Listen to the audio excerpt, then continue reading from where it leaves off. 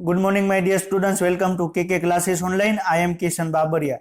તો અત્યારે આપણે 11 સાયન્સની અંદર યુનિટ નંબર 4 છે પ્લાન્ટ ફિઝિયોલોજી, વનસ્પતિ ધર્મવિદ્યા. આપણે એની અંદર અત્યાર સુધીમાં ચેપ્ટર 11, 12 અને 13 આપણે કમ્પ્લીટ કરી ચૂક્યા છીએ અને અત્યારે આપણે ચેપ્ટર 14 છે આપણે એના ઉપર ડિસ્કશન આપણે કરી રહ્યા છીએ. તો આ વીક સુધીમાં ચેપ્ટર 14 છે કે વનસ્પતિની અંદર શ્વસન, તો એ આપણે આ વીકની અંદર આપણે કમ્પ્લીટ કરી દેશું અને નેક્સ્ટ વીકમાં આપણે ચેપ્ટર 14 છે આપણે એની શરૂઆત પણ આપણે કરી દેશું.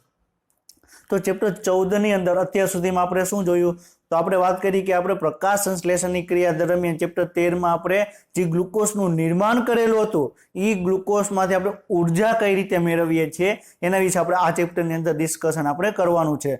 તો અત્યાર સુધીમાં ચેપ્ટર 14 ની અંદર તમને ગ્લાયકોલિસિસ તમને કઈ રીતે જોવા મળે, પછી ગ્લાયકોલિસિસ તમને કોષ રસમાં જોવા મળે, આપણે બધું ડિસ્કશન આપણે કરી ચૂક્યા છીએ. એના પછી ગ્લુકોઝમાંથી તમને પાયરુવિક એસિડનું નિર્માણ થાય છે. તો પાયરુવિક એસિડને જો ઓક્સિજન પ્રોવાઈડ કરવામાં આવે તો તમને ક્રેબ્સ ચક્રમાં ભાગ લેશે અને જો ઓક્સિજન પ્રોવાઈડ ન કરવામાં આવે તો અજારકની પ્રક્રિયા તમને જોવા મળશે. અને પાયરુવિક એસિડને જો ઓક્સિજન પ્રોવાઈડ ન કરવામાં આવે તો તમને લેક્ટિક એસિડનું ફોર્મેશન થશે અથવા તમને આલ્કોહોલ એટલે ઇથેનોલનું તમને ફોર્મેશન થશે. ક્લિયર? આપણે ઓલરેડી આપણે ડિસ્કશન આપણે કરી ચૂક્યા છીએ.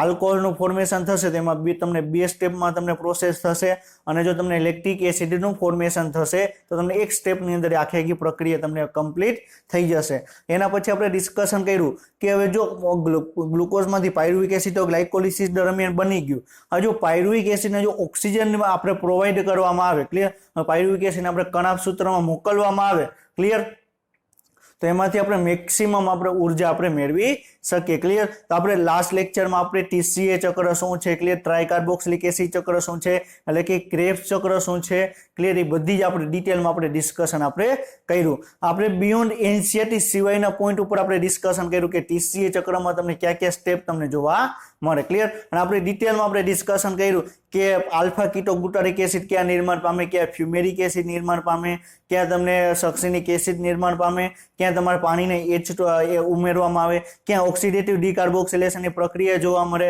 આપણે બધા જ પોઈન્ટ આપણે બધા જ ઉત્સેચકો આપણે એકદમ સારી રીતે આપણે સમજ્યા છે. ક્લિયર?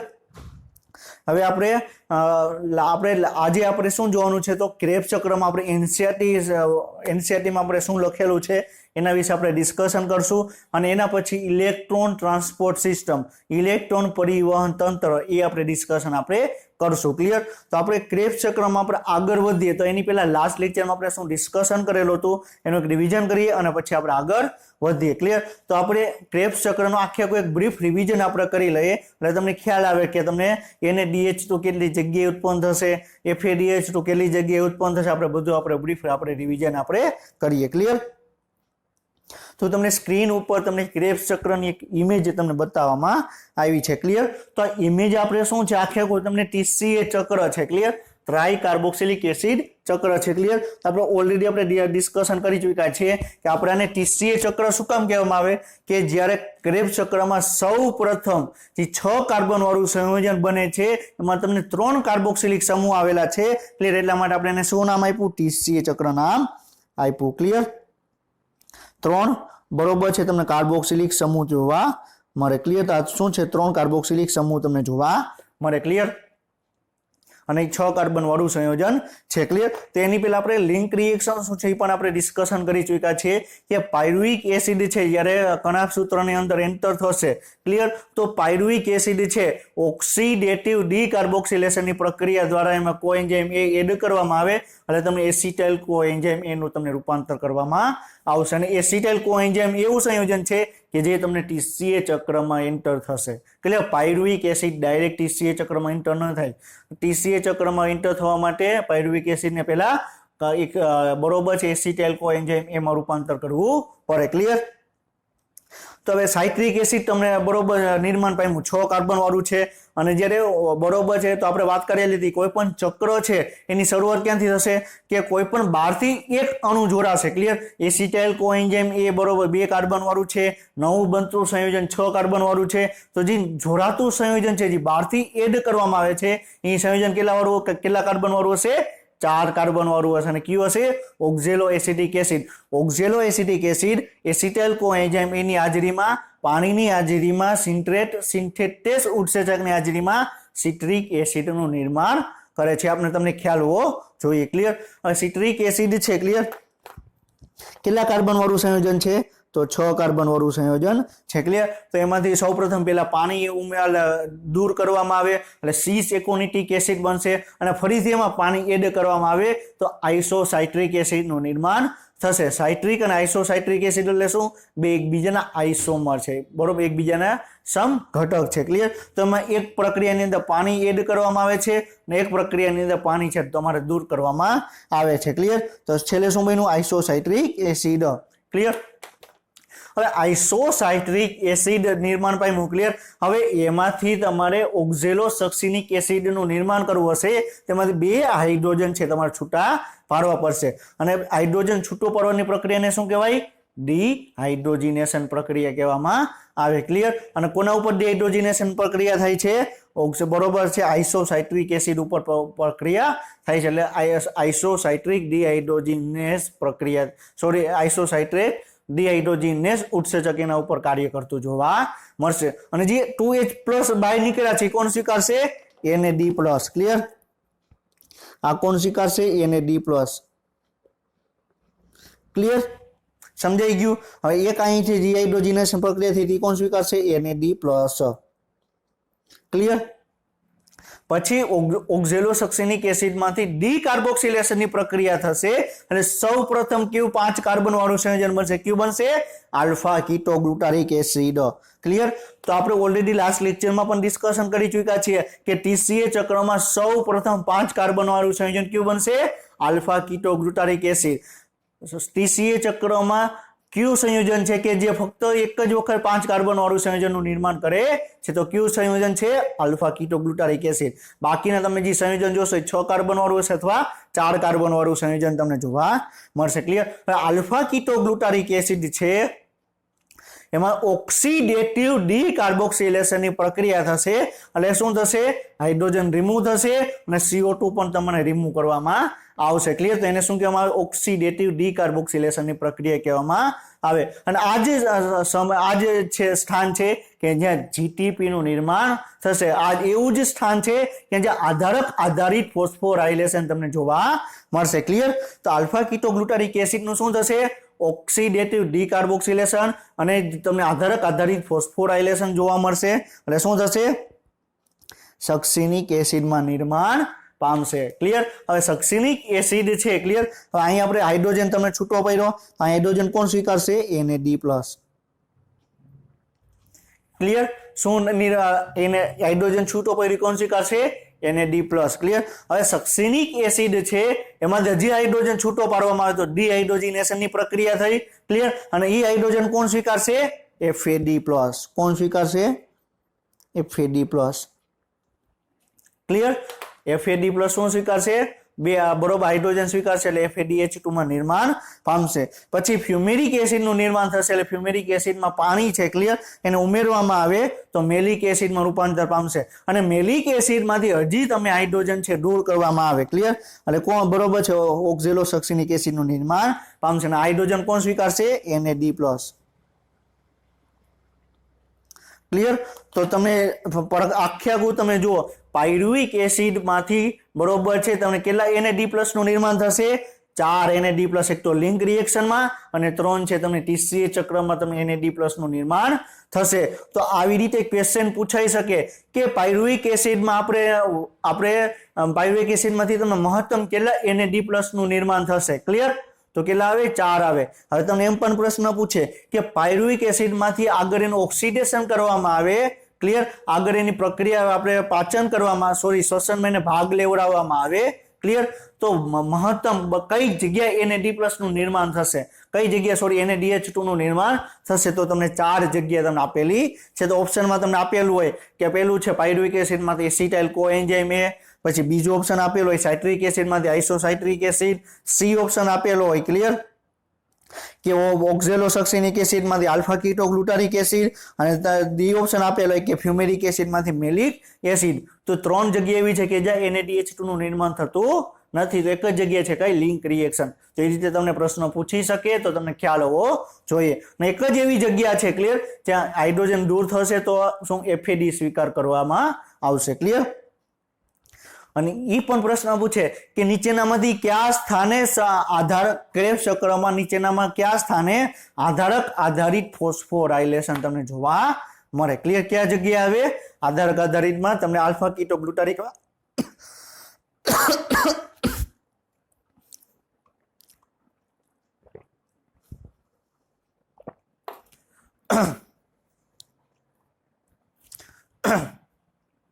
આલ્ફા કીટોગ્લુટારિક માંથી જ્યારે સક્સિનિક એસિડ નું નિર્માણ થશે ત્યારે સૌ પ્રથમ તમને GTP નું નિર્માણ થશે. ક્લિયર.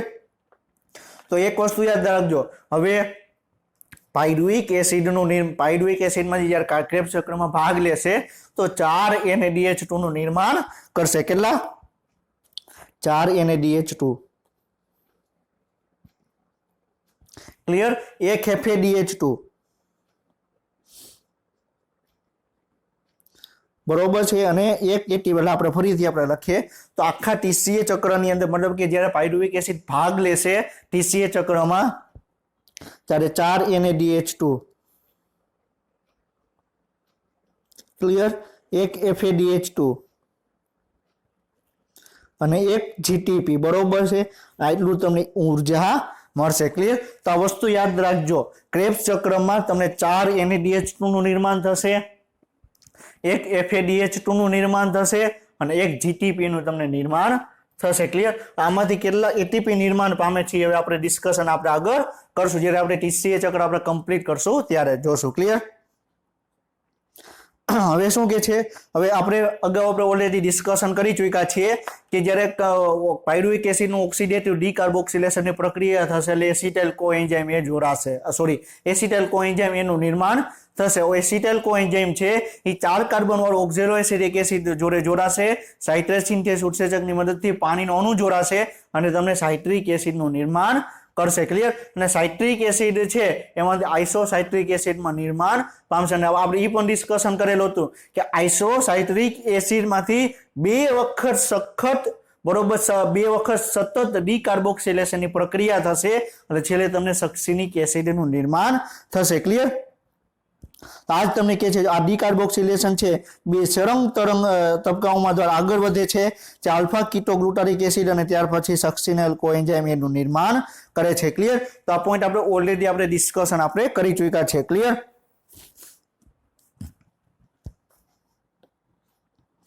આપણે NCERT માં શું આપેલું છે? ક્લિયર. પાયરુવિક એસિડ છે એમાંથી એસિટાઇલ કોએન્ઝાઇમ એનું નિર્માણ થાય છે કઈ રીતે? ઓક્સિડેટિવ ડીકાર્બોક્સિલેશનની પ્રક્રિયા દ્વારા. ક્લિયર. એમાંથી સાઇટ્રિક એસિડ નિર્માણ પામે છે, એમાંથી આલ્ફા કીટોગ્લુટારિક એસિડ. હવે સાઇટ્રિક એસિડમાંથી બરોબર છે ઓક્સિડેટિવ ડીકાર્બોક્સિલેશનની પ્રક્રિયા થશે અને તમને શું નિર્માણ પામશે? ઓક્ઝેલો સક્સિનિક એસિડનો બરોબર છે તમને સક્સિનિક એસિડનું તમને નિર્માણ પામશે. ક્લિયર. અને સક્સિનિક એસિડ છે ક્લિયર એ છેલ્લે ક્યાં જશે? મેલિક એસિડમાં રૂપાંતર પામશે અને આની વચ્ચે જે FAD જે હાઇડ્રોજન છૂટો પડશે એ FAD દ્વારા સ્વીકારવામાં આવશે અને પછી મેલિક એસિડમાં ઓક્ઝેલો એસિડિક એસિડ નિર્માણ પામશે અને એમાંથી જે હાઇડ્રોજન છૂટો પડશે એને D+ દ્વારા સ્વીકારવામાં આવશે. ક્લિયર. તો આખે આખો હું એક વખત TCA ચક્રમાં શું થાય છે આપણે એક વખત જોઈ લે એટલે તમને આખે આખું મગજમાં યાદ રહી જાય. તમે ઓલરેડી તમે લાસ્ટ લેક્ચરમાં આપણે ડિસ્કશન કર્યું એમાં તમે આખે આખો ચાર્ટ છે તમારી બુકમાં તમે ડ્રો કર્યો હશે. તો આપણે ફટાફટ એક ક્વિક રિવિઝન કરીએ એટલે તમને ખ્યાલ આવે કે આના પછી આ સ્ટેપ તમને જોવા મળે. પહેલા શું થશે? પાયરુવિક એસિડ જે ગ્લુકોઝનું ઓક્સિડેશન થશે કોષ રસમાંથી, એમાંથી શું થશે? પાયરુવિક એસિડનું નિર્માણ થશે. પાયરુવિક એસિડ છે એ ક્યાં જશે? કણાભ સૂત્રોના આધારકમાં. હવે પાયરુવિક એસિડ છે એનું ઓક્સિડેટિવ ડીકાર્બોક્સિલેશન પ્રક્રિયા થશે, પાયરુવેટ ડિહાઇડ્રોજિનેઝ ઉત્સેચક કાર્ય કરશે અને છેલ્લે શું નિર્માણ પામશે? વેરી ગુડ, શાબાશ. શું પામશે? એસિટાઇલ કોએન્ઝાઇમ એ. એસિટાઇલ કોએન્ઝાઇમ એ અને ઓક્ઝેલો એસિટિક એસિડ છે સિટ્રેસ સિન્થેટેસ ઉત્સેચકની મદદથી પાણીનો અણુ એક ઉમેરવામાં આવશે અને છેલ્લે સિટ્રિક એસિડનું નિર્માણ પામશે. સિટ્રિક એસિડ છે એમાંથી સિસ એકોનિટિક એસિડ અને સિસ એકોનિટિક એસિડમાંથી આઇસોસાઇટ્રિક એસિડનું નિર્માણ થશે. એમાં એક સ્ટેપની અંદર પાણીને ઉમેરવામાં આવે છે અને એક સ્ટેપની અંદર પાણી છે એને દૂર કરવામાં આવે છે. ક્લિયર. હવે આઇસોસાઇટ્રિક એસિડમાંથી બરોબર તમને શું થશે, ડીહાઇડ્રોજિનેશનની પ્રક્રિયા થશે એટલે ઓક્ઝેલો સક્સિનિક એસિડનું નિર્માણ કરશે. ઓક્ઝેલો સક્સિનિક એસિડમાંથી ડીકાર્બોક્સિલેશનની પ્રક્રિયા થશે એટલે આલ્ફા કીટોગ્લુટારિક એસિડનું નિર્માણ થશે. આલ્ફા કીટોગ્લુટારિક એસિડનું ઓક્સિડેટિવ ડીકાર્બોક્સિલેશન થશે, પાણીનું અણુ એક ઉમેરવામાં આવશે અને જીટીપીનું ડાયરેક્ટ ફોર્મેશન થશે એટલે છેલ્લે તમને શું બનશે, સક્સિનિક એસિડ બનશે. ક્લિયર. હવે સક્સિનિક એસિડ છે ક્લિયર, એમાંથી તમારે શું થશે, હાઇડ્રોજન આયન દૂર કરવામાં આવે તો ફ્યુમેરિક એસિડ બનશે, ફ્યુમેરિક એસિડમાં પાણી એડ કરવામાં આવે તો મેલિક એસિડ બનશે અને મેલિક એસિડમાંથી હાઇડ્રોજન દૂર કરવામાં આવે તો ઓક્ઝેલો એસિટિક એસિડનું નિર્માણ થશે અને એ જ ઓક્ઝેલો એસિટિક એસિડ બીજા એસિટાઇલ કો એન્ઝાઇમ જોડે જોડાશે અને આખી ટીસીએ ચક્ર ફરીથી રન થશે. ક્લિયર. તો ક્વિક રિવિઝન કરીએ એટલે તમને આખી ખ્યાલ આવી જાય. ક્લિયર. તો આપણે આગળ વધીએ. હવે સાઇટ્રિક એસિડના બાકીના તબક્કા છે. ક્લિયર. ટીસીએ ચક્રના બાકીના તબક્કામાં સક્સિનાઇલ કોએન્ઝાઇમ એ છે ઓક્ઝેલો એસિટિક એસિડના ઓક્સિડેશન પામીને ચક્રમાં આગળ વધવામાં મદદરૂપ કરે છે. ક્લિયર. આપણે ઓલરેડી ડિસ્કશન કર્યું. સક્સિનાઇલ કોએન્ઝાઇમ એ માંથી સક્સિનિક એસિડના રૂપાંતર દરમિયાન જીટીપીના એક અણુનું નિર્માણ થાય છે અને શું કહેવાય, આધારક આધારિત ફોસ્ફોરાયલેશન.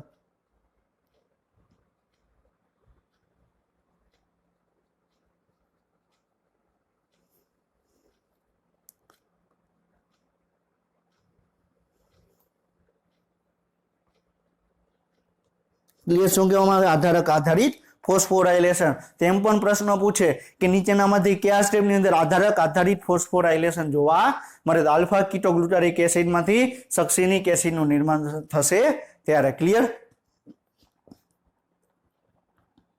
હવે આ પ્રક્રિયાને આધારક આધારિત ફોસ્ફોરાયલેશન કહે છે, આપણે હમણાં જોયું. આ યુગ્મિત પ્રક્રિયા છે. હવે જીડીપીમાંથી જીટીપીનું નિર્માણ થશે. ક્લિયર. હવે જીટીપી શું કરશે, એમાંથી જે ફોસ્ફેટ છે એડીપી ને આપી દેશે. થશે શું પેલા. ક્લિયર. તો જીડીપી છે, જીડીપીમાં તમે એક ફોસ્ફરસ તમે જોડી દીધો તો શું બનશે, જીટીપી. ક્લિયર. હવે જીટીપી છે ક્લિયર, એ ફરીથી આ નિર્માણ પામશે જીડીપીમાં અને પીઆઈ છે કોને આપી દેશે, એડીપી ને. એટલે એડીપી શેમાં નિર્માણ પામશે, એટીપી. ક્લિયર. સમજાઈ ગયું. તો પેલા સૌ પ્રથમ જીટીપી બનશે ને જીટીપી માંથી અકાર્બનિક ફોસ્ફેટ છે એ કોને આપી દેવામાં આવશે, એડીપી ને. અને એડીપી અકાર્બનિક ફોસ્ફેટ જોડે જોડાશે તો શું નિર્માણ પામશે, એટીપી નું નિર્માણ પામશે. ક્લિયર. તો એ જ કે આ યુગ્મ પ્રક્રિયાઓ જીટીપી જીડીપીમાં રૂપાંતર પામે છે અને એડીપીનું એટીપીમાં નિર્માણ કરે છે. આ ચક્રમાં 3 સ્થાન એવા છે જ્યાં એનએડી પ્લસનું એનએડીએચ એચ પ્લસમાં રિડક્શન પામે છે. હવે આપણે એક વસ્તુ યાદ રાખજો, જો પાયરુવિક એસિડ છે એ એનું આગળ શ્વસનની પ્રક્રિયામાં ભાગ કરવામાં આવે તો 4 જગ્યાએ NaDH2 નું નિર્માણ થશે. એક તો લિંક રિએક્શનમાં અને બાકીનું ટીસીએ ચક્રમાં. તો અહીં 3 NaDH2 નું નિર્માણ થાય છે એનો મતલબ શું થશે કે ટીસીએ ચક્રની વાત કરે છે, લિંક રિએક્શનની વાત કરતા નથી. ક્લિયર. 3 જગ્યા એવી છે કે જ્યાં તમે NaDH2 નું નિર્માણ કરશે. ક્લિયર. અને એ પ્રક્રિયાને શું કહેવામાં આવે, ડીહાઇડ્રોજિનેશન પ્રક્રિયા કહેવામાં આવે. ક્લિયર. અને એક જગ્યાએ FAD માંથી FADH2 નું નિર્માણ થશે. ક્લિયર. સમજાઈ ગયું. હવે ટીસીમાં એસિટાઇલ કોએન્ઝાઇમ એનો ઉત્સેચક એસિડનું નિરંતર ઓક્સિડેશન માટે ઓક્ઝેલો એસિટેટનું પુનર્નિર્માણની આવશ્યકતા હોય છે, જે ચક્રનો પ્રથમ સભ્ય છે. ક્લિયર. આપણે જે વાત કરી ઓક્ઝેલો એસિટિક એસિડ જો નિર્માણ નહીં પામે તો આગળ ટીસીએ ચક્ર રન નહીં થાય. તો ટીસીએ ચક્રને રન કરવા માટે બરોબર છે આપણે બહારથી જે અણુ લઈ આવ્યા છીએ એ અણુને આપણે બરોબર છે છૂટો પાડવો પડે. ક્લિયર. તો એ અણુ કયો છે, ઓક્ઝેલો એસિટિક એસિડ. એસિટાઇલ કોએન્ઝાઇમ એ જોડે બહારનો જે એસિટાઇલ ઓક્ઝેલો એસિટિક એસિડ જે જોડાશે. ક્લિયર. એટલે ટીસીએ ચક્રમાં ભાગ લેશે. છેલ્લે ફરીથી ઓક્ઝેલો એસિટિક એસિડ છે તમને છૂટો પડશે. ક્લિયર. વધુમાં NAD+ FAD+ નું પુનર્નિર્માણ ક્રમશઃ NADH અને H+ FADH માંથી થવું જરૂરી છે. ક્લિયર. તો હવે શું કહે છે, હવે જો સતત અને સતત જેટલા પણ આપણે અગાઉ પણ આપણે વાત કરેલી હતી, અજારક શોષણમાં આપણે વાત કરેલી હતી કે જેટલા પણ કોષની અંદર NAD+ છે બધા જ વપરાઈ જશે. ક્લિયર. તો આગળ ગ્લાયકોલિસિસ કે ટીસીએ ચક્ર રન નહીં થાય. ક્લિયર. તો ફરીથી આપણે NADH2 છે જે બની ગયા છે એમાંથી આપણે NAD+ માં રૂપાંતર કરવું પડે અને એટલા માટે આપણે ETS છે એનો આપણે ઇમ્પોર્ટન્સ છે. તો આપણે આગળ ડિસ્કશન પણ આપણે કરશું. ક્લિયર. આમ શ્વસનની આ અવસ્થાના સમીકરણને સંક્ષિપ્તમાં આપણે આ રીતે દર્શાવી શકીએ. તો આપણે અહીં એક વસ્તુ યાદ રાખજો, અહીં ડાયરેક્ટ તમે પાયરુવિક એસિડ લીધું છે. ક્લિયર. તો પાયરુવિક એસિડની જોડે આપણે 4 NAD+ જોડશું. ક્લિયર, એક તો લિંક રિએક્શનમાં અને 3 TCA ચક્રના, ક્લિયર, અને 4 NAD+ નું શેમાં રૂપાંતર પામશે, 4 NAD+ નું 4 NADH માં રૂપાંતર પામશે, અને આ પ્રક્રિયામાં આપણે એક FAD+ લેશું, FAD+ છે તમને ક્યાં લેશે, FADH2 માં ભાગ લેશે, ક્લિયર, અને પાયરુવિક એસિડમાંથી તમને 3 CO2 ના અણુ બનશે. આપણે અહીંયા એક જ પાયરુવિક એસિડનો પર વાત કરીએ છીએ, ક્લિયર, અને 2H2O છે, ક્લિયર, એમાંથી તમને 4H+ તમને જોવા મળશે, અને ADP માંથી તમને ATP નું નિર્માણ કરશે, ક્લિયર, સમજાઈ ગયું. તો આખી પ્રક્રિયામાં તમને એક જ જગ્યાએ ATP નું નિર્માણ કરે છે, ક્લિયર, સમજાઈ ગયું. તો અત્યાર સુધી આપણે જોઈ ચૂક્યા છીએ કે ગ્લુકોઝનું વિઘટન થવાથી કાર્બન ડાયોક્સાઇડ અણુ મુક્ત થાય છે, અને NADH H+ ના 8 અણુ, FADH ના 2 અણુ અને 2 ATP ના અણુનું નિર્માણ થાય છે, ક્લિયર. તો આપણે અત્યાર સુધીમાં આપણે શું વાત કરી કે પાયરુવિક એસિડ છે, ક્લિયર, એક પાયરુવિક એસિડ ભાગ લેશે TCA ચક્રમાં તો 4 NADH2 નું નિર્માણ કરશે, ક્લિયર. શું કરે છે આ પાયરુવિક એસિડ બન્યું, બરોબર છે, એમાંથી તમને શું નિર્માણ પામ્યું, 4 NADH2 અને પ્લસ 1 FADH2, ક્લિયર. પરંતુ આપણે જ્યારે ગ્લુકોઝની વાત કરવામાં તો ગ્લુકોઝમાંથી આપણે 2 પાયરુવિક એસિડનું આપણે નિર્માણ થાય છે, ક્લિયર. તો એક પાયરુવિક એસિડમાંથી 4 NADH2 અને 1 FADH2 નું નિર્માણ થાય તો 2 પાયરુવિક એસિડમાંથી કેટલું થશે, 4 × 2 એટલે 8 NADH2 અને એ 2 છે FADH2 નું નિર્માણ થશે, અને 2 ATP નું તમને નિર્માણ થશે, ક્લિયર. હવે તમે વિચાર કરી જો કે TCA ચક્રમાં છે, ક્લિયર, હજી આપણે વાત કરવામાં આવે કે TCA ચક્રમાં જે આપણે NADH2 નિર્માણ પામ્યું, ક્લિયર, તો NADH2 ને આપણે મુક્ત કરવા માટે આપણે શું કરવું પડે, ETS છે આપણે એને રન કરાવવું પડે, અને ETS માંથી તમને ઉર્જા મળશે. તો એક NADH2 છે, ક્લિયર, એમાંથી તમને 3 ATP નું નિર્માણ કરશે, અને એક FADH2 માંથી 2 ATP નું નિર્માણ કરશે. આપણે ઓલરેડી આપણે લાસ્ટ લેક્ચરમાં આપણે ડિસ્કશન આપણે કરી ચૂક્યા છે, અને આપણે ETS માં પણ આપણે જોશું શું કામ NADH2 છે 3 ATP અને FADH2 છે 2 ATP નું નિર્માણ કરે છે. આપણે ETS માં આપણે ડિટેલમાં આપણે ડિસ્કશન આપણે કરશું, ક્લિયર. હવે તમને મગજમાં ડાયરેક્ટ ખ્યાલ આવી જવો જોઈએ, ક્લિયર, કે TCA ચક્ર દરમિયાન ટોટલ કેટલા ATP નું નિર્માણ થશે, ક્લિયર. તો ટોટલ 8 NADH2 નું નિર્માણ થાય છે, એક બરોબર 2 પાયરુવિક એસિડ નું નિર્માણ થયું તો 2 પાયરુવિક એસિડ આગળ TCA ચક્રમાં ભાગ લેશે તો 1 NADH2 માંથી 3 તો 8 NADH2 માંથી કેટલા, 24 ATP, ક્લિયર. 2 FADH2 એટલે 4 ATP, ક્લિયર, અને 2 ATP નું નિર્માણ થાય છે તો TCA ચક્રમાં 4 ને 2 6 અને 24 એટલે 30 ATP નું નિર્માણ થશે, ક્લિયર. આપણે આગળ આપણે ડિટેલમાં આપણે જોશું, ક્લિયર. તમને આશ્ચર્ય થતું હશે, બરોબર છે, કે અત્યાર સુધીમાં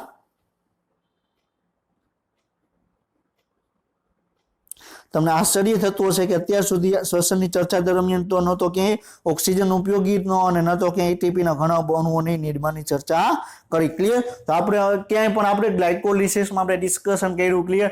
આપણે TCA ચક્ર ડિસ્કશન કર્યું, તેમાં એક પણ જગ્યાએ આપણે ઓક્સિજનનો આપણે ઉપયોગ કરેલો નથી. શું કામ? તો આપણે ETSમાં જ ઓક્સિજનનો ઉપયોગ કરવામાં આવે છે. આપણે અગાઉ ડિસ્કશન પણ આપણે કરી ચૂક્યા છે, ક્લિયર.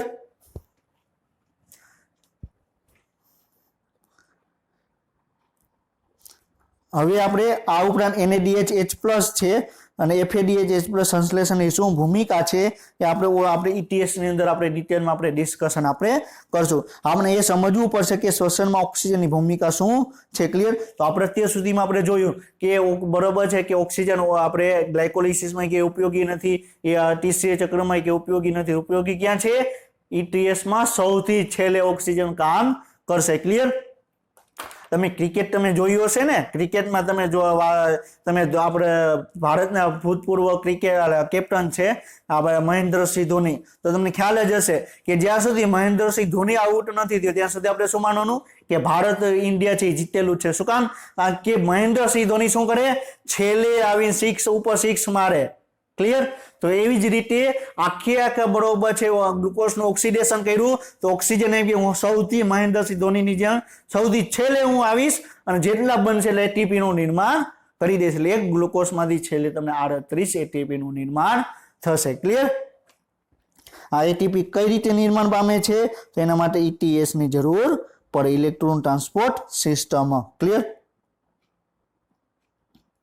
હવે પેલા આપણે એક વખત આપણે ગ્લાયકોલિસિસ આપણે ડિસ્કશન કર્યું, ટીસીએ ચક્ર ડિસ્કશન કર્યું, તો આપણે એક વખત આપણે ઈ જોઈ લઈએ કે ટોટલ આપણે એક ગ્લુકોઝના દહનથી કેટલા એટીપી નું નિર્માણ થાય છે. તો આપણે ઓલરેડી આપણે ડિસ્કશન આપણે કરી લઈએ, તમને મગજમાં ખ્યાલ આવે કે 38 એટીપી નું નિર્માણ કઈ રીતે થાય છે. ક્લિયર. તો પેલા આપણે ગ્લાયકોલિસિસ ને આપણે વાત કરીએ.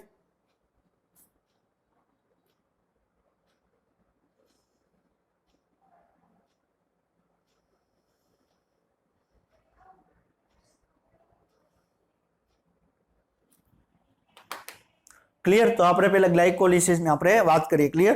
તમને ખ્યાલ છે કે ગ્લાયકોલિસિસમાં બરોબર છે ગ્લુકોઝમાંથી જે બરોબર વાત કરવામાં આવે કે આપણે 3 ફોસ્ફોગ્લિસરિક એસિડનું નિર્માણ થશે તો એ દરમિયાન 2 એટીપી વપરાય છે. ક્લિયર. તો 2 ફોસ્ફોગ્લિસરિક એસિડનું નિર્માણ થયું, 2 ફોસ્ફોગ્લિસરિક એસિડમાંથી 2 પાયરુવિક એસિડનું નિર્માણ થશે. તો એક ફોસ્ફોગ્લિસરિક એસિડમાંથી 1 પાયરુવિક એસિડનું નિર્માણ થશે તો એ પ્રક્રિયા દરમિયાન 1 એટીપી નું નિર્માણ થશે. ક્લિયર.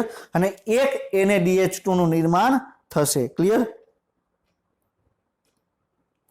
કેટલા? એક એટીપી અને એક NaDH2 નું નિર્માણ થશે.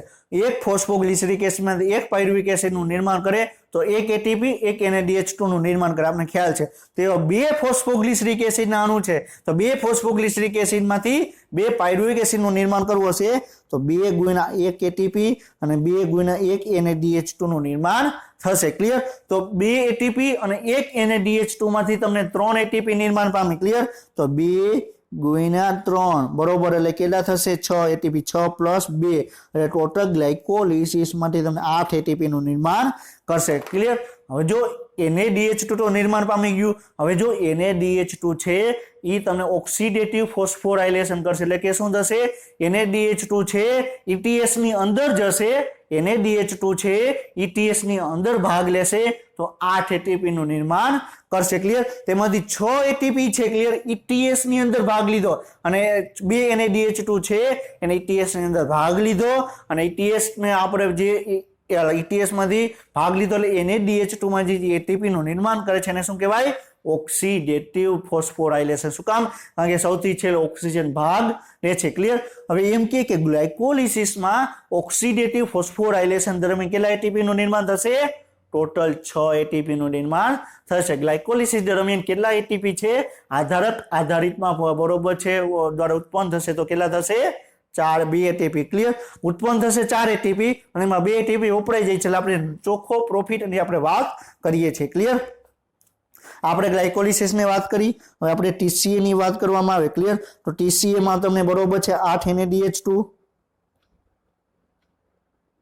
એટલે શું થશે? 8 ગુણ્યા 3 એટલે 24, 2 FADH2 બરોબર 2 ગુણ્યા 2 બરોબર છે એટલે 4 અને શું થશે? 1 એટીપી. ક્લિયર. એટલે શું થશે? 2 ગુણ્યા 1 એટલે કેટલા થશે? 2. તો કેટલા થશે? 24 ને 4 28 ને 2 30 અને 30 પ્લસ 8 એટલે કેટલા થશે? 38 એટીપી નું નિર્માણ થશે. કેટલા?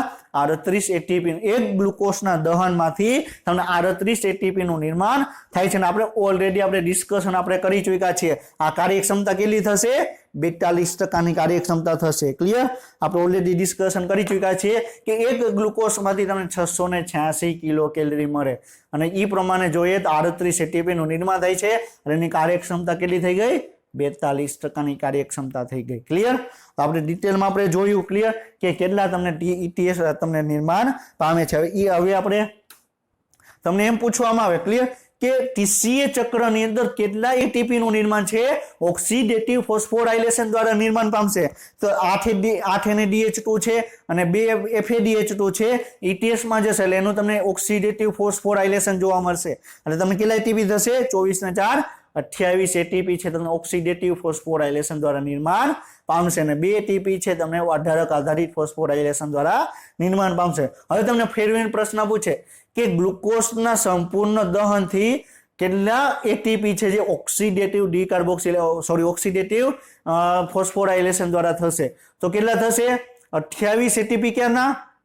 ટીસીએ ચક્રના અને 6 એટીપી ઓના ક્લિયર એટલે 34 એટીપી છે જેના તમને ઓક્સિડેટિવ ફોસ્ફોરાયલેશન દ્વારા નિર્માણ પામશે 4 એટીપી એવા છે કે જેનું નિર્માણ શેના દ્વારા થશે આધારક આધારિત ફોસ્ફોરાયલેશન દ્વારા થશે વેરી આઈએમપી છે ક્લિયર હવે તમને આપણે જે વાત કરી ક્લિયર એ જ વાત તમને અહીં આપેલી છે ક્લિયર ચાર્ટમાં આપેલી છે ચાર્ટ ઇંગ્લિશમાં છે એટલે આપણે પેલા ગુજરાતીમાં આપણે ડિસ્કશન કર્યું એટલે તમને ઇઝીલી તમને ખ્યાલ રહે ક્લિયર તો ગ્લુકોઝમાંથી પાયરુવિક એસિડ નિર્માણ પામે છે તો 2 એટીપી થઈ ગયા 2 NADH2 એટલે કેટલા થઈ ગયા 8 એટીપી થઈ ગયા ક્લિયર હવે પાયરુવેટમાંથી એસિટાઇલ કોએન્ઝાઇમ એમાં થશે તો કેટલા 6 NADH2 ક્લિયર એટલે કેટલા થશે એટલે કે અહીંયા ગણવામાં આવે છે એટલે 8 ગુણ્યા 3 એટલે 24 અને 1 FADH એટલે 2 ગુણ્યા 2 એટલે તમને કેટલા થશે 4 બરોબર એટલે 28 થશે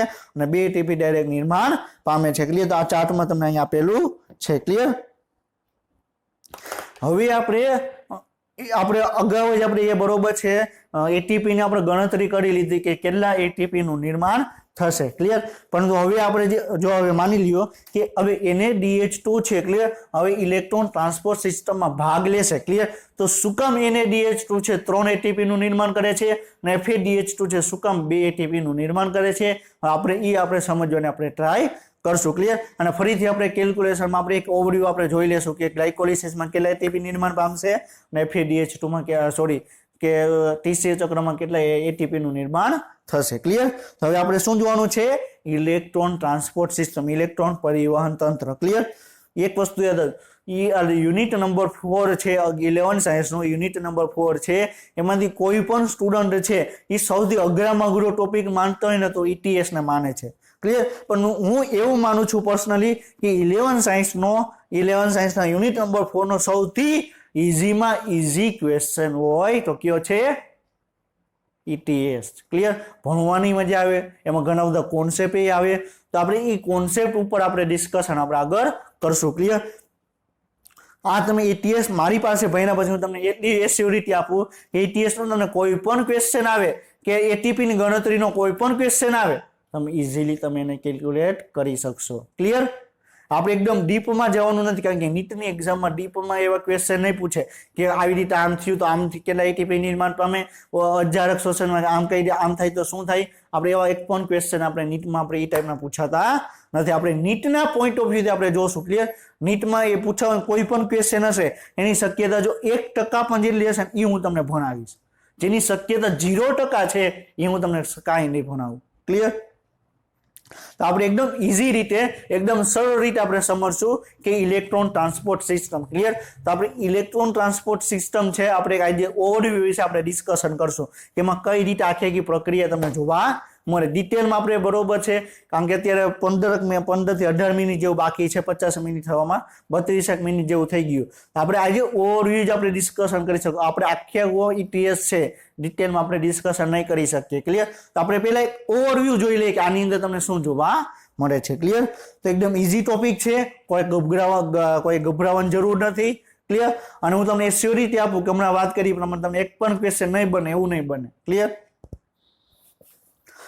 તો તમને ETS માં તમને એક ઇમેજ તમને સ્ક્રીન ઉપર દેખાય છે ક્લિયર આ ઇમેજ તમને કહેવા માંગે છે કે ETS છે ઇલેક્ટ્રોન ટ્રાન્સપોર્ટ સિસ્ટમ છે ક્લિયર એમાં તમને 4 સંકુલ આવેલા છે કેટલા ETS ની અંદર તમને 4 સંકુલ આવેલા છે સંકુલ 1 સંકુલ 2 સંકુલ 3 અને સંકુલ 4 ક્લિયર પહેલા આપણે એ તમને ખ્યાલ હોવો જોઈએ કે આની અંદર તમને કેટલા સંકુલ આવેલા છે તો તમને ડિટેલમાં તમને ખ્યાલ આવશે ક્લિયર તો પહેલો સંકુલ છે બરોબર છે સંકુલ 1 આ સંકુલ 2 આ સંકુલ 3 અને સંકુલ 4 ક્લિયર હવે તમે અહીંયા તમે જોયેલું હશે ક્લિયર કે બરોબર અહીંયા તમને સંકુલ 1 પાસે તમને હાઇડ્રોજન જોવા મળે છે સંકુલ 2 પાસે હાઇડ્રોજન સંકુલ 3 પાસે હાઇડ્રોજન જોવા મળે છે અને સંકુલ 4 પાસે હાઇડ્રોજન તમને જોવા મળે છે ક્લિયર સંકુલ 2 માં તમને એટલા બધા હાઇડ્રોજન જોવા મળતા નથી શું કામ આપણે ડિસ્કશન આપણે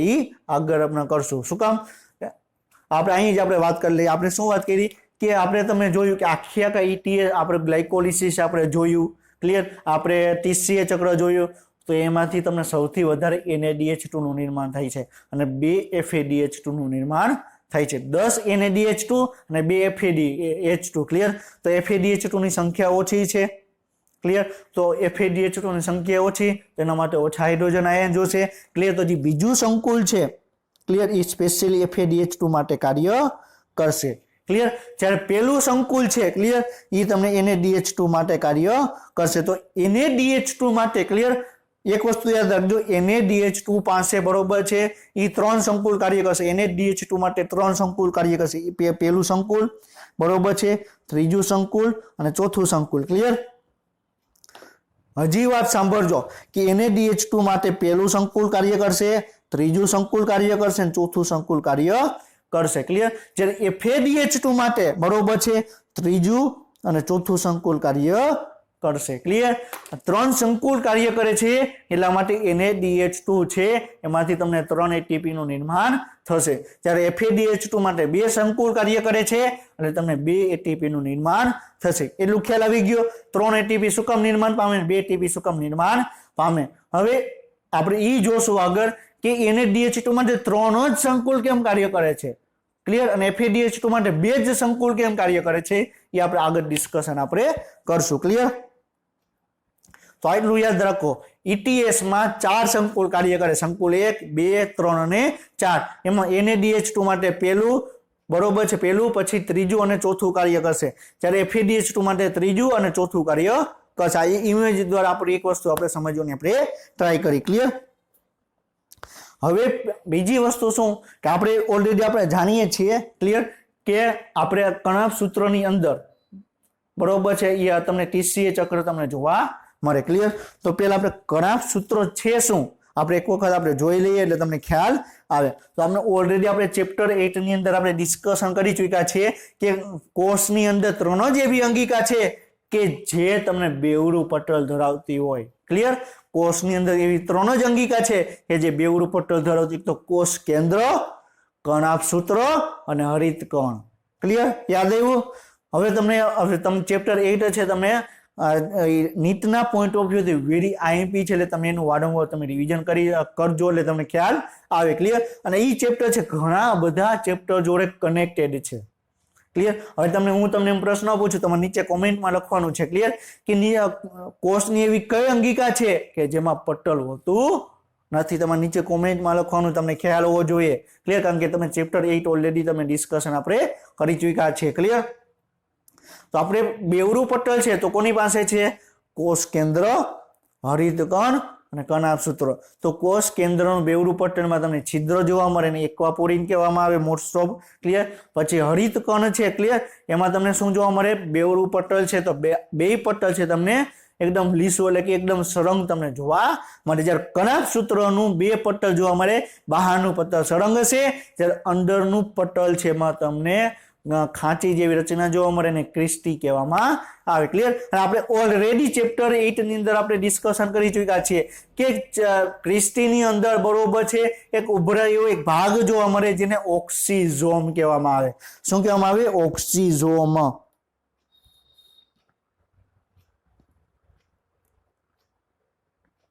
તો આપણે ચેપ્ટર 8 માં આપણે શું રચના ભણી ગયા છીએ? ઝોમ એટલે શું? એક એવી રચના, ઓક્સી એટલે શું? ઓક્સિજનનો ઉપયોગ કરતી હોય. ક્લિયર? તો કણાભ સૂત્રમાં ઓક્સિઝોમ એવી રચના છે કે જે ઓક્સિજનનો ઉપયોગ કરતી હોય. ક્લિયર? ને શું કહેવામાં આવે? ઓક્સિઝોમ કહેવામાં આવે. તો ઓક્સિઝોમ તમને ક્યાં જોવા મળશે? ક્રિસ્ટી ઉપર જોવા મળશે. ક્રિસ્ટી ક્યાં જોવા મળશે? કણાભ સૂત્રના અંતઃપટલમાં. ક્લિયર? તો આપણે ઓલરેડી આ ચેપ્ટરમાં આપણે ડિસ્કશન કરી ચૂક્યા છીએ કે ગ્લુકોઝમાં પહેલા ગ્લાયકોલિસિસ થશે, કોષના કોષ રસ આધારકની અંદર ગ્લાયકોલિસિસ થશે.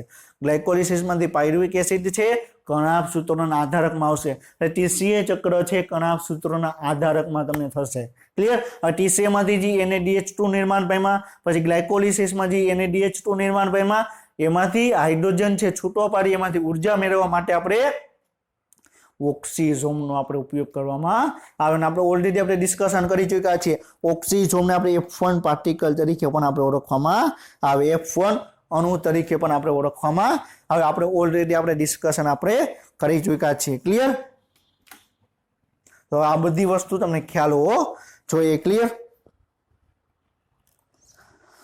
તો હવે આપણે શું સમજવાનું છે કે ઓક્સિજ બરોબર છે કણાભ સૂત્રોના અંતઃપટલમાં ઇલેક્ટ્રોન ટ્રાન્સપોર્ટ સિસ્ટમ ઇલેક્ટ્રોન પરિવહન તંત્ર જોવા મળે અને એમાંથી NaDH2 માંથી આપણે કઈ રીતે 3 ATP નું નિર્માણ કરશું, FADH2 માંથી કઈ રીતે નિર્માણ કરશું 2 ATP નું આપણે ડિસ્કશન આપણે કરવાનું છે. ક્લિયર?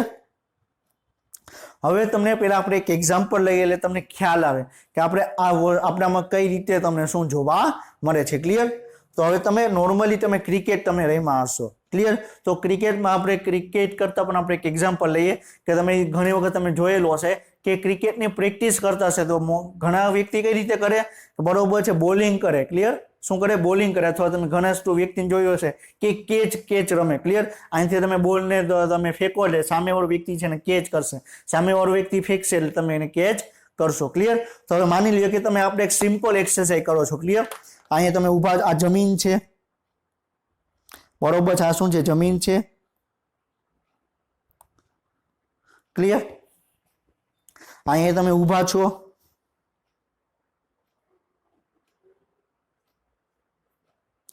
ક્લિયર? અહીંયા તમે ઊભા છો. ક્લિયર? અહીંથી તમે બોલને ફેંકો એટલે અહીંથી તમે બોલને ઘા કર્યો તો બોલ છે શું કરશે? અહીંયા આવશે, આ જમીનના આ ભાગ જોડે અથડાશે, બરોબર. પછી આવી રીતે પાછો આગળ વધશે, અહીંયા અથડાશે, પાછો આવી રીતે આગળ વધશે, અહીંયા અથડાશે, અહીંથી આગળ વધશે, અહીંયા અથડાશે અને અહીંથી આમ સીધે બરોબર આવી રીતે આમ આગળ વધશે. ક્લિયર? તમને ખ્યાલ હશે. ક્લિયર? તો હવે તમે એક વસ્તુ જોયેલું હશે. ક્લિયર? કે અહીંથી તમે બોલને બરોબર ઘા કરો છો તો પેલા અહીંથી તમને બરોબર આટલું તમે ઊંચાઈ તમને જોવા મળશે. ક્લિયર? પછી ઈ બોલ છે જમીન જોડે અથડાશે. ક્લિયર? તો આટલી ઊંચાઈ બરોબર આટલી ઊંચું તમને બોલ જોશે. ક્લિયર?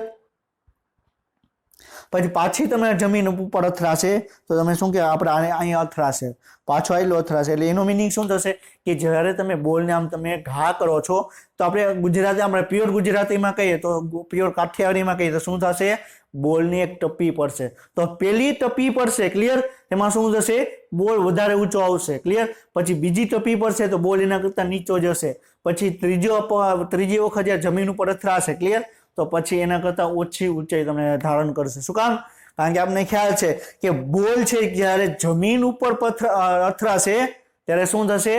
એમાંથી અમુક પ્રમાણમાં ઉર્જા મુક્ત થશે. ક્લિયર? અમુક પ્રમાણમાં ઉર્જા મુક્ત થશે એટલે બોલની અંદર જે ઉર્જા હતી એ બહાર વ્યય પામી અને બીજી વખત જે બરોબર જમીન ઉપર અથડાશે તો એની વચ્ચેનો જે ગેપ છે એની ઊંચાઈ છે ઓછી થઈ જશે. ક્લિયર? અહીંયા શું થયું? અહીંયા તમે બોલને ઘા કર્યો, અહીંયા બોલ આવ્યો તો અહીંથી ઉર્જા છે મુક્ત થઈ ગઈ એટલે તમને બીજી તમે આટલી જ ઊંચાઈ જોવા મળે. અહીંયા બોલનો ઘા કર્યો એટલે અહીંયા તમને ઉર્જા ઓછી થઈ ગઈ, પણ એટલે અહીંયા તમને ઓછી ઊંચાઈ જોવા મળી. અહીંયા બોલ પહોંચ્યો અહીંયા ઉર્જા મુક્ત થઈ, અહીંયા બોલ પહોંચ્યો એટલે અહીંયા ઉર્જા તમને મુક્ત થઈ. માની લો કે જો બોલમાંથી ઉર્જા મુક્ત ન થતી હોત, ક્લિયર, તો શું થાત?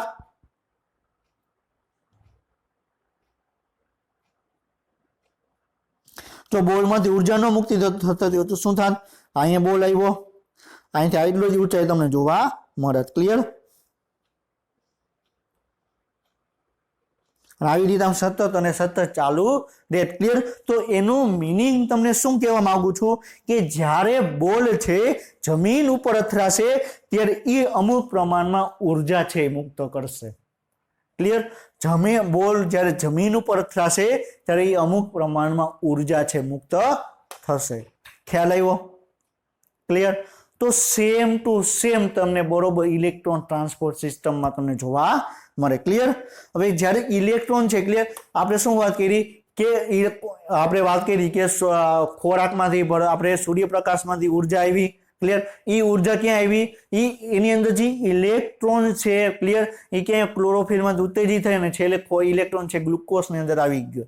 હવે એ જ ઇલેક્ટ્રોનને આપણે ઉર્જા મેળવવાની છે. ક્લિયર? તો એ ઇલેક્ટ્રોન ઉર્જામાં બરોબર છે આખે આપણે ક્રમશઃ આપણે પ્રક્રિયા કરી તો ઇલેક્ટ્રોન છે છેલ્લે ક્યાં આવ્યો? NaDH2 પાસે આવ્યો. હવે NaDH2 છે જ્યારે ઇલેક્ટ્રોન પરિવહન તંત્રમાં આવશે એ જ ઇલેક્ટ્રોન NaDH2 પાસે જે ઇલેક્ટ્રોન છે એ જ ઇલેક્ટ્રોનમાંથી આપણે બહાર નીકળવાનો છે અને એમાંથી આપણે ઉર્જા છે મુક્ત કરવાની છે. ક્લિયર? તો પેલું કાર્ય શું થશે? NaDH2 માંથી ઇલેક્ટ્રોન છે ને બહાર કાઢવાનો છે. ક્લિયર? તો જ એમાંથી તમને ઉર્જા મળશે. તો પેલું કાર્ય શું કરવામાં આવશે? NaDH2 માંથી ઇલેક્ટ્રોન મુક્ત કરવામાં આવશે. ક્લિયર? તો આ NaDH2 છે. ક્લિયર. હવે NaDH2 માંથી આપણે ખ્યાલ છે કે જો H પ્લસ હશે તો શું હશે? પ્રોટીન હશે. અને એમાં જો તમે ઇલેક્ટ્રોન તમે એડ કરી દો તો હાઇડ્રોજન આયન બની જશે. તો અહીંયા બે હાઇડ્રોજન છે. ક્લિયર, બે હાઇડ્રોજન છે. H પ્લસ એટલે હાઇડ્રોજન આયન એટલે પ્રોટોન, એમાં ઇલેક્ટ્રોન એડ કરી દો તો શું થઈ જશે? હાઇડ્રોજન. ક્લિયર. તો તમે NaDH2 પાસે બે હાઇડ્રોજન છે. ખ્યાલ આવ્યો? શું છે? બે હાઇડ્રોજન છે. ક્લિયર, સમજાઈ ગયું? હવે એ બે હાઇડ્રોજનને તમે છૂટા પાડો. ક્લિયર, તો શું થશે? H પ્લસ અને H પ્લસ માં રૂપાંતર પામશે. હવે NaDH2 માંથી હાઇડ્રોજનને તમે છૂટો પાડો તો શું થશે? એક પ્રોટોનનું નિર્માણ કરશે અને એક ઇલેક્ટ્રોનનું નિર્માણ કરશે. કોનું નિર્માણ કરશે? એક પ્રોટોનનું અને એક ઇલેક્ટ્રોનનું નિર્માણ કરશે. ક્લિયર. આમાંથી તમને શું બનશે? NAD માંથી તમને NaDH2 માંથી NAD નું નિર્માણ કરશે અને બે હાઇડ્રોજન છૂટા પડ્યા અને બે ઇલેક્ટ્રોન તમને છૂટા પડશે. ક્લિયર. હવે NaDH2 માંથી બરોબર છે ઇલેક્ટ્રોન છૂટા પડી ગયા. બસ આપણે પેલું કરે એ જ કરવાનું હતું ઇલેક્ટ્રોન ટ્રાન્સપોર્ટ સિસ્ટમમાં. તો NaDH2 માંથી બે ઇલેક્ટ્રોન તમે છૂટા પડ્યા એટલે બે હાઇડ્રોજન છૂટા પડ્યા અને બે ઇલેક્ટ્રોન છૂટા પડ્યા. ક્લિયર. હવે બે જે ઇલેક્ટ્રોન છે, ક્લિયર, હવે આપણે જે રીતે આપણે બોલને આપણે જમીન ઉપર અથડાવતા હતા તો એમાંથી ઉર્જા મુક્ત થતી હતી. શું થતું હતું? આપણે બોલને જમીન ઉપર અથડાવીએ તેમાંથી બરોબર એમાંથી ઉર્જા મુક્ત થતી હતી. તો જ્યાં ઇલેક્ટ્રોન છે, ક્લિયર, ઇલેક્ટ્રોનને આપણે અથડાવવાના છે. પણ આપણે જે રીતે બોલને અથડાવવાથી આપણે ઉર્જા મળતી હતી એવી જ રીતે ઇલેક્ટ્રોનને પણ અથડાવવા પડશે ને એમાંથી આપણે ઉર્જા મેળવવાની છે. ક્લિયર. તો ઇલેક્ટ્રોનને આપણે કોની સાથે અથડાવશું? તો અલગ અલગ પ્રકારના સાઇટોક્રોમ છે એની જોડે અથડાવશું. ક્લિયર. તો આ શું છે? આ એક સાઇટોક્રોમ છે. ક્લિયર. આ એક સાઇટોક્રોમ છે. અહીંયા એક સાઇટોક્રોમ છે.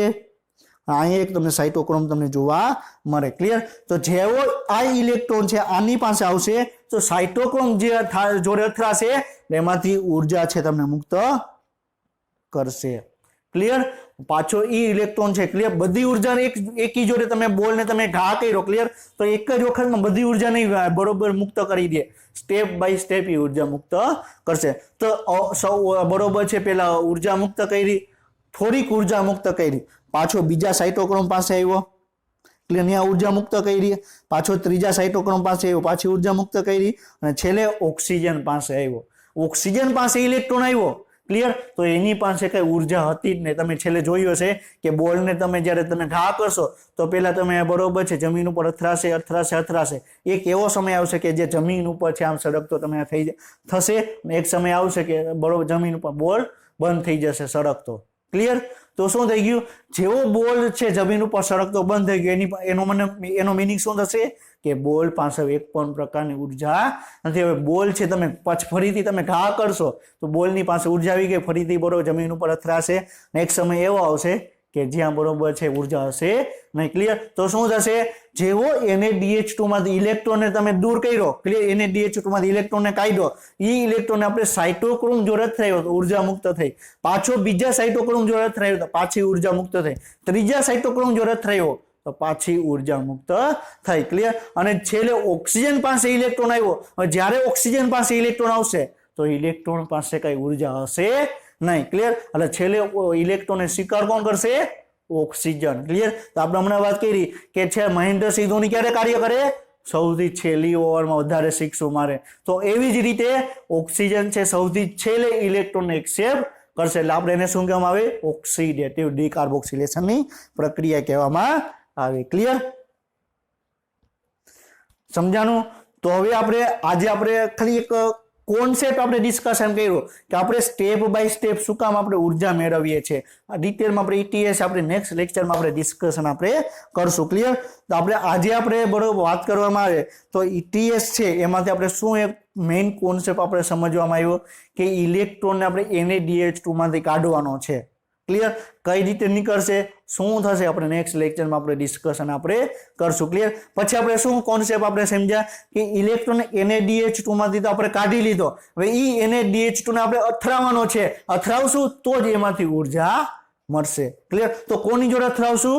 અલગ અલગ પ્રકારના સાઇટોક્રોમ જોડે આપણે એને અથડાવશું ત્યારે એમાંથી આપણે ઉર્જા મળશે. ક્લિયર. समझाई गયું। પછી બીજો કોન્સેપ્ટ આપણે ETS માં આપણે શું સમજ્યા કે ETS ની અંદર 4 અલગ અલગ પ્રકારના સંકુલો કાર્ય કરે, સંકુલ 1, સંકુલ 2, સંકુલ 3, સંકુલ 4। ક્લિયર? સંકુલ 1, 3 અને 4 છે NaDH2 માટે કાર્ય કરશે, સંકુલ 3 અને 4 છે એ FADH2 માટે કાર્ય કરશે। ક્લિયર? સમજાઈ ગયું। હવે એના પછીનો હજી એક મોસ્ટ ઇમ્પોર્ટન્ટ આપણે કોન્સેપ્ટ આપણે સમજવાની આપણે ટ્રાય કરીએ। ક્લિયર?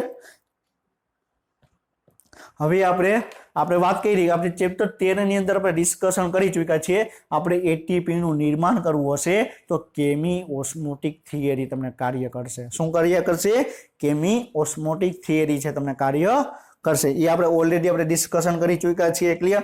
પરંતુ 13મા ચેપ્ટરમાં જે કેમી ઓસ્મોટિક થિયરી કાર્ય કરે છે અને 14મા ચેપ્ટરમાં જે કેમી ઓસ્મોટિક થિયરી કાર્ય કરે છે બેમાં થોડોક ડિફરન્સ છે। આપણે એ ડિફરન્સ આપણે થોડોક એક પોઈન્ટ આપણે ડિસ્કશન કરીએ એટલે આપણે આ ચેપ્ટર આપણે આજનો લેક્ચર છે કમ્પ્લીટ કરશું। ક્લિયર? તો આપણે વાત કરવામાં આવે તો ચેપ્ટર બરોબર 13 ની અંદર આપણે જે કેમી ઓસ્મોટિક થિયરી આપણે ભણેલા હતા। ક્લિયર? એમાં આપણે શું ડિસ્કશન કરેલું હતું કે હાઇડ્રોજન આયન 2 પોઈન્ટ વચ્ચે હાઇડ્રોજન આયનનું તફાવતનું નિર્માણ કરવામાં આવે। ક્લિયર? તો હાઇડ્રોજન આયનનું તફાવત બરોબર છે। હાઇડ્રોજન આયન કઈ જગ્યાએ વધારે સંકેન્દ્રણ પામશે? બરોબર છે, કઈ જગ્યાએ? હરિત કણના જે થાય બરોબર છે થાઇલેકોઇડનું જે પટલ છે એની અંદર તમને બરોબર છે હાઇડ્રોજન આયન જમા થશે। પણ આમાં અહીંયા તમને ડિફરન્સ શું છે? ક્લિયર? બરોબર, અહીં ડિફરન્સ શું છે? આ કણાપ સૂત્ર છે, કણાપ સૂત્રનું આ શું છે? બાહ્ય પટલ આપણે છે। ક્લિયર? શું છે? બાહ્ય પટલ। ક્લિયર? આ શું છે? અંતઃપટલ।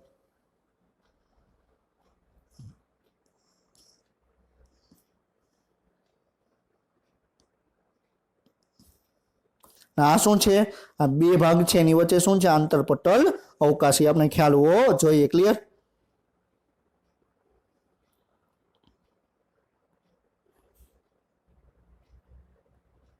ક્લિયર? આપણે એટલું ખ્યાલ આવી ગયું।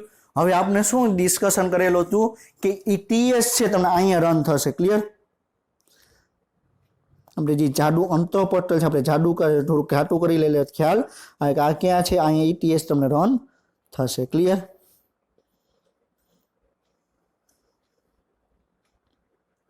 હવે આપણે શું કર્યું કે આપણે પેલા NaDH2 અહીંયા હતો। ક્લિયર? અહીંયા શું હતો? NaDH2 હતો।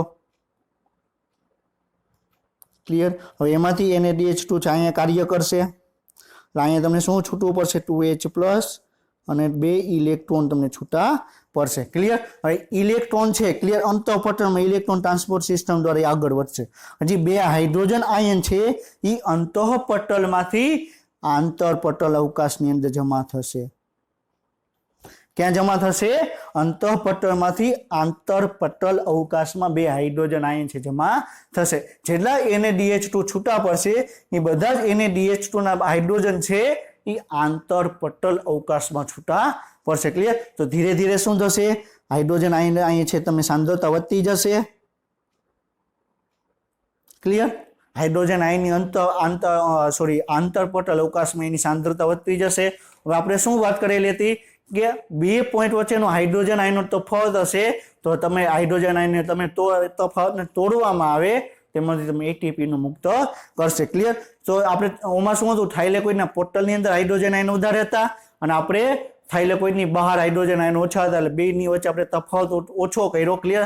એને તફાવતને આપણે તોડ્યો એટલે આપણે એટીપી નું નિર્માણ થયું। તો આપણે અહીં H+ અહીં ઓછા છે જે આપણે કણાપ સૂત્રનો જે આધારક છે એની અંદર કણાપ સૂત્ર એની અંદર હાઇડ્રોજન આયન ઓછા છે ત્યારે આંતરપટલ અવકાશમાં હાઇડ્રોજન આયન વધારે છે। તો શું થશે?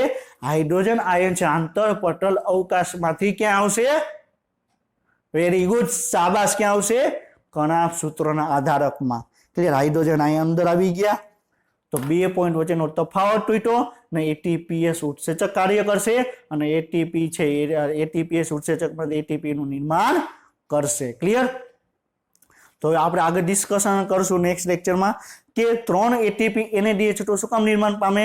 કારણ કે 3 જગ્યાએ NaDH2 ના જે હાઇડ્રોજન જે ઇલેક્ટ્રોન છે એ બરોબર છે અથડાશે તો ઘણી બધી જગ્યાએ, પણ 3 જગ્યા એવી છે કે જ્યાં વધારે પ્રમાણમાં ઉર્જા મુક્ત કરશે. વધારે પ્રમાણમાં ઉર્જા મુક્ત કરશે એટલે શું કે વધારે પ્રમાણમાં હાઇડ્રોજન આયન છે એ આંતરપટલ અવકાશમાંથી અંદરની તરફ આવશે, એટલે વધારે પ્રમાણમાં હાઇડ્રોજન આયનનો તફાવત તૂટ્યો એટલે એટીપી ઉત્સેચક કાર્ય કર્યું, એટીપી નું નિર્માણ થયું. ક્લિયર? તો આપણે આ પોઈન્ટ સુધી આપણે ડિસ્કશન આપણે કમ્પ્લીટ કરીએ છીએ. નેક્સ્ટ લેક્ચરમાં આપણે જોશું કે કઈ રીતે ETS માં NADH માંથી 3 એટીપી, FADH2 માંથી 2 એટીપી નું નિર્માણ થાય છે. ક્લિયર? તો આપણે આજનો લેક્ચર છે અહીં કમ્પ્લીટ કરીએ છીએ. નેક્સ્ટ લેક્ચર સુધી વાંચતા રહેજો. All the best, best of luck. જય હિન્દ, જય ભારત.